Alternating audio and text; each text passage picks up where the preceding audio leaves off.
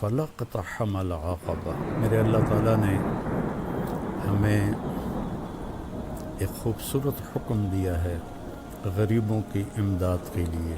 یا ابن آدم افرغ من کنزک عندی لا غرق ولا حرق ولا سرق. تیرا مال میرے پاس آ کے ملٹیپلائی ہوتا رہتا ہے اور جس دن تو قیامت کے دن محتاج ہوگا سارا تجھے واپس کروں گا. جنت.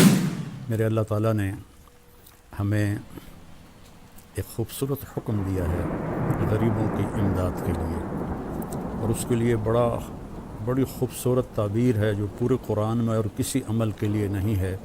وہ اللہ تعالیٰ نے ایک جگہ فرمایا فَلَقْتَحَمَ الْعَقَبَةَ وَمَا أَدْرَاكَ مَا الْعَقَبَةُ فَكُّ رَقَبَةٍ أَوْ إِطْعَامٌ فِي يَوْمٍ ذِي مَسْغَبَةٍ يَتِيمًا ذَا مَقْرَبَةٍ أَوْ مِسْكِينًا ذَا مَتْرَبَةٍ ثُمَّ كَانَ مِنَ الَّذِينَ آمَنُوا وَتَوَاصَوْا بِالصَّبْرِ وَتَوَاصَوْا بِالْمَرْحَمَةِ أُولَئِكَ أَصْحَابُ الْمَيْمَنَةِ.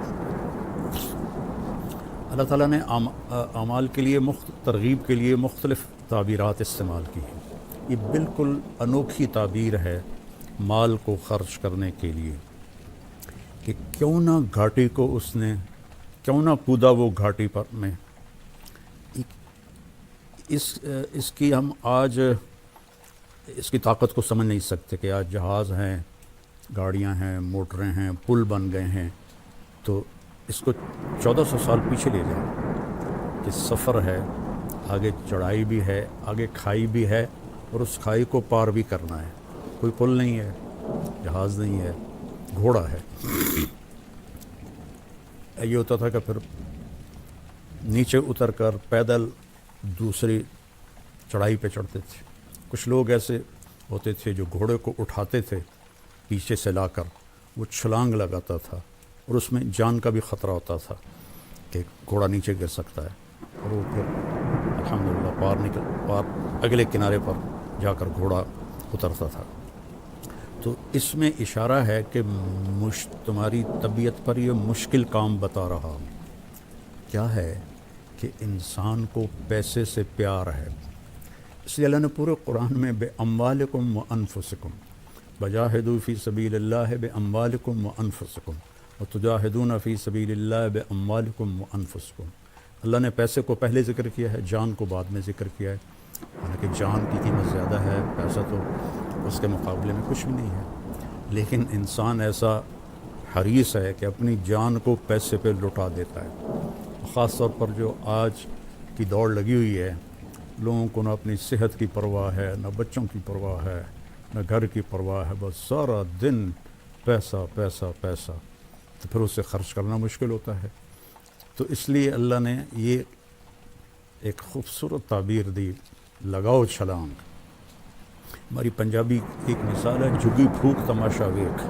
ایک دفعہ لگاؤ تو صحیح اللہ کے نام پر، پھر دیکھو وہ کیسے دیتا ہے.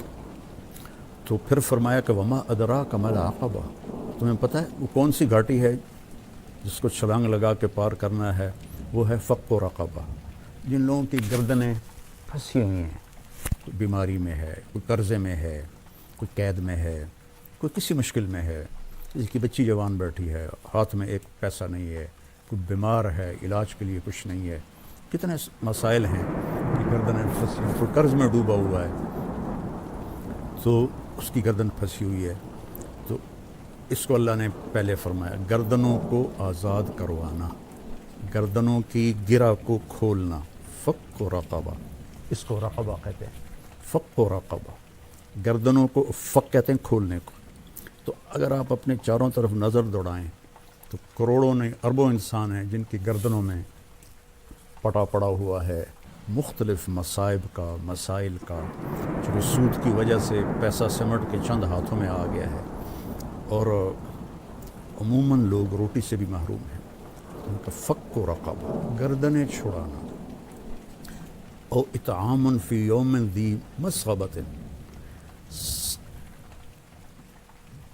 کھانا کھلانا بھوکے کو کھانا کھلانا. مجھے ایک بات یاد آ گئی.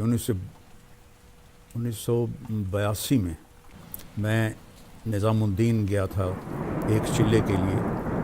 تو میں نماز کے بعد تھوڑا ٹہلنے کے لیے باہر نکل جاتا تھا.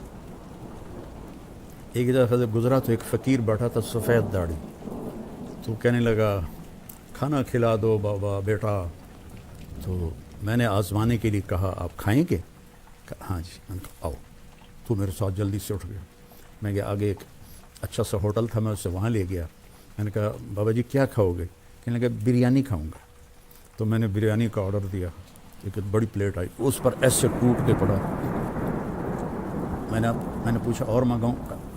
میں نے ایک پلیٹ اور منگوائی. پھر اس نے ایسے ایسے ایسے ایسے ایسے ایسے کھا.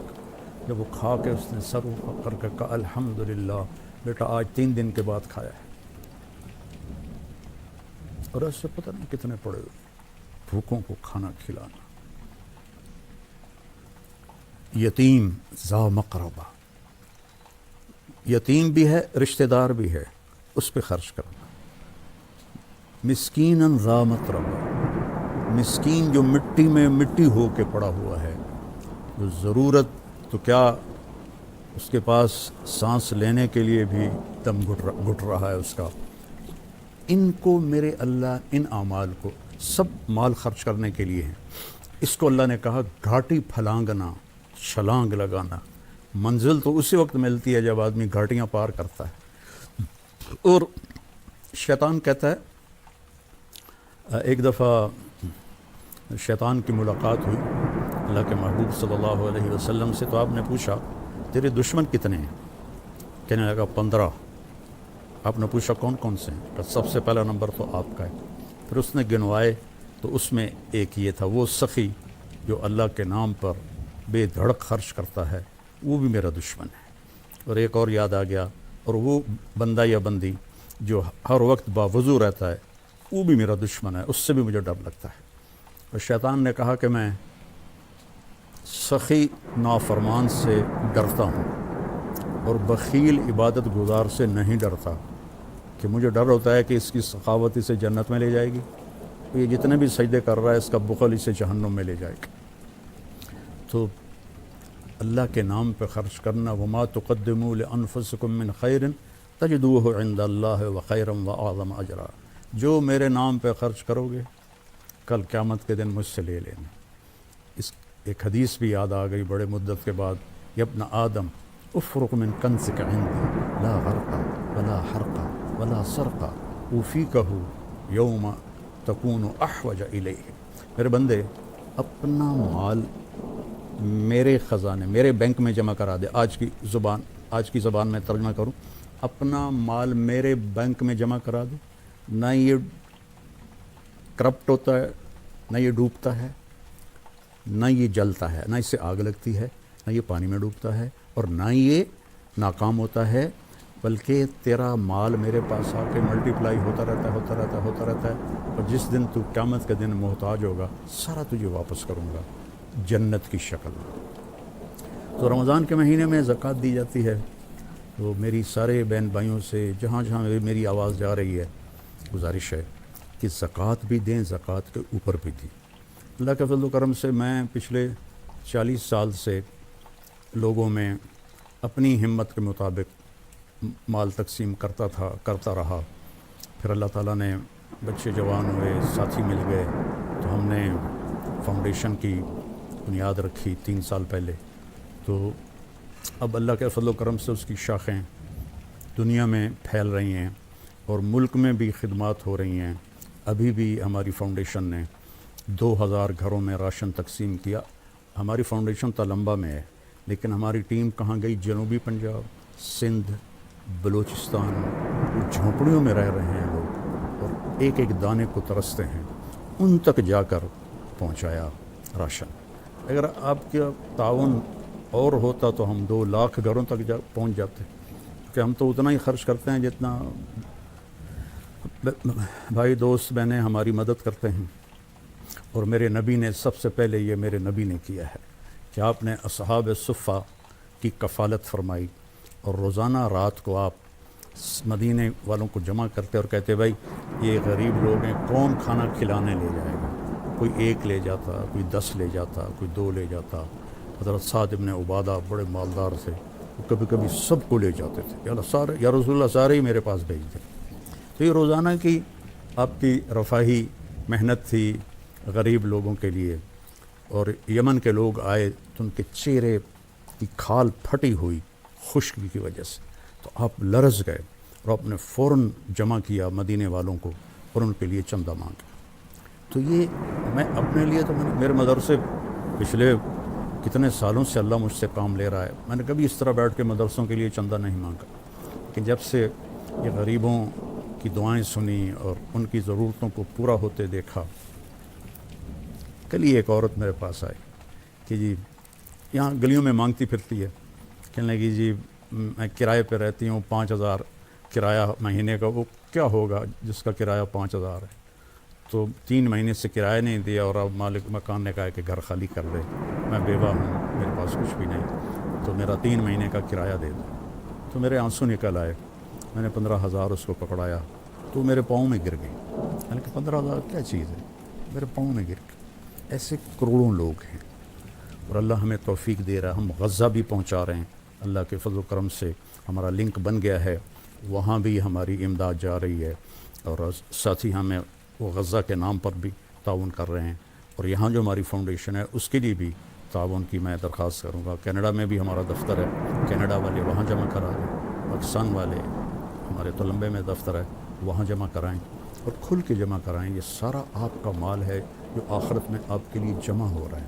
ایک لیب بنائی ہے جو لاہور کی سٹینڈرڈ کی ہے اور اس میں ہم نے تو مفت رکھا تھا، لیکن لوگ آ کے پیسے دیتے ہیں. چونکہ جو دوسری لیبارٹری میں جو ٹیسٹ 2,000 میں ہوتا ہے وہ ہماری لیبارٹری میں 500 روپے میں ہو رہا ہے، اور اس کا رزلٹ لاہور کی کسی بھی بڑی لیبارٹری سے ملا کے دیکھ لیا جائے بالکل اس کے مقابلے میں. تو یہ آپ لوگوں کے تعاون سے ہی ہے. میرے نبی نے غریبوں کے لیے چندہ مانگا، تو میں بھی آپ سے اپیل کرتا ہوں کہ آپ ہماری فاؤنڈیشن کی مدد فرمائیں. زکوٰۃ بھی ہو، زکوٰۃ کے اوپر بھی ہو، صدقات بھی ہوں، نفلی بھی ہوں، فرض بھی ہوں، تو یہ سب آپ کے کھاتے میں جمع ہو جائے گا.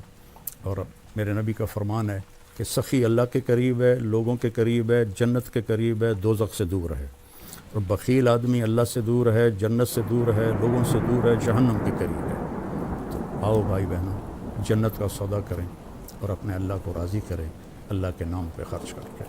جب سامری نے وہ بچھا بنا دیا بچھڑا اور کہا یہ ھذا الہکم و الہ موسیٰ، تو ہزاروں لوگ اس کی پوجا، انہوں نے پتہ نہیں کیا جادو کیا، اس کے منہ سے آواز نکلتی تھی. تو موسیٰ علیہ السلام کوہ طور سے واپس آئے تو دیکھا وہ بچھڑے کی پوجا کر رہے. تو اللہ تعالیٰ سے پوچھا یا اللہ کیا حکم ہے؟ کہا ان کی توبہ یہ ہے، انہیں قتل کرو. تو ان سب کو قتل کیا گیا. اور موسیٰ علیہ السلام رنجیدہ سے ہوئے تو اللہ نے ایک دم جنت دکھا دی کہ دیکھ تیرے بندے یہ جنت میں بیٹھے ہوئے ہیں جو قتل ہوئے ہیں. سامری کو پکڑا، جب اس کو قتل کرنے لگے تو اللہ جبریل آ گیا کہ اللہ کہہ رہا ہے اسے قتل نہ کرو، اسے چھوڑ دو، یہ ویسے ہی مر جائے. موسیٰ علیہ السلام حیران ہو گئے، یا اللہ سارا کام تو اس نے خراب کیا، وہ ساری بے ایمانی تھا اس کی تھی، سارے نے سجدے تے پا چھڑیا، تو انہوں فرما رہے ہو بھی چھڑ دے وہاں کی وجہ ہے. اللہ تعالیٰ فرمائے کم بخت سخی ہے بڑا، تو سخی نو قتل کرنا مینوں چنگا نہیں لگتا، یہ آپے نو میں مار دے تو بخار سے مر گیا تھا. تو میری اپیل ہے آپ سب سے کہ آپ کھل کے تعاون فرمائیں.